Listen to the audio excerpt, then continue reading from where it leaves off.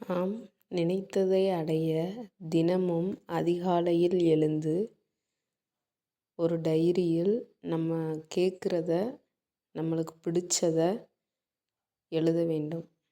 அந்த மாதிரி தினமும் அதிகாலையில் எழுதும்போது அது அனைத்துமே கிடைக்கிறது. அதன் பிறகு நிம்மதியாக தியானம் செய்ய வேண்டும்.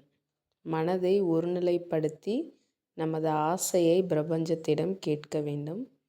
அவ்வாறு கேட்டால் நாம் கேட்டது கண்டிப்பாக நடக்கும், கிடைக்கும்.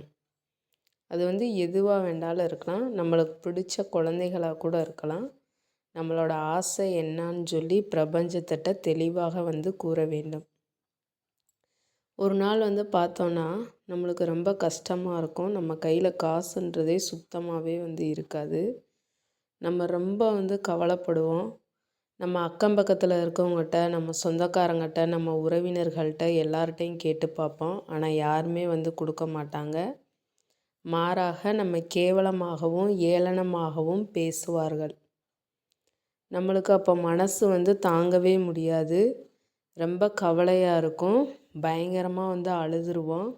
என்னடா பண்ணுறது, நம்ம இவ்வளோ கஷ்டப்படுறோமே, நம்மளுக்கு என்ன பண்ணுறதுனே தெரிலையேன்னு நினப்போம். கடைசியில் வீட்டுக்கு போனால் தன்னோட குடிகார கணவர் நம்மளை அடித்து துன்புறுத்தி ரொம்ப நம்ம மனசே உடஞ்சி போயிடும்.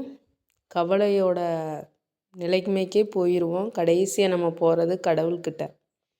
கடவுள்கிட்ட போய் நம்ம தேவையானதை கேட்போம், வேண்டுவோம். எந்த வேலைன்னு பார்க்காம கடினமாக உழைப்போம். எல்லாமே நம்மளுக்கு தெய்வம் தான். நம்ம செய்கிற தொழில் தான் நமக்கு தெய்வம்னு சொல்லி வேலையை பூரா செய்வோம்.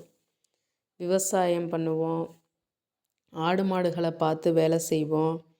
எந்த வேலை இருக்கோ, எந்தெந்த வேலை இருக்கோ எல்லா வேலையுமே செய்வோம். வீட்டில் நம்மளால் முடிஞ்ச டியூஷன் எடுத்து அதன் மூலியமாக வரக்கூடிய பணத்தை சேகரிப்போம். நம்ம என்னெல்லாம் பண்ணுவோம். நம்ம ஒரு கிரியேட்டராகவே மாறி நம்ம ஒரு கதைகளை உருவாக்க கற்றுக்குருவோம், அதை எழுத கற்றுக்குருவோம். எல்லாமே பண்ணுவோம். நம்ம முடிஞ்ச வரைக்கும் முயற்சி செய்வோம். அப்போல்லாம் செய்யும்போது நம்மளுக்கு தேவையான பணம், நகை, செல்வம் எல்லாமே அந்த பிரபஞ்சம் நம்மளுக்கு கொடுத்துரும். நம்ம பட்ட கஷ்டங்கள் என்றைக்குமே வீண் போகாது. கடவுள்கிட்ட நீங்கள் கேளுங்க, அவங்க கொடுப்பாங்க.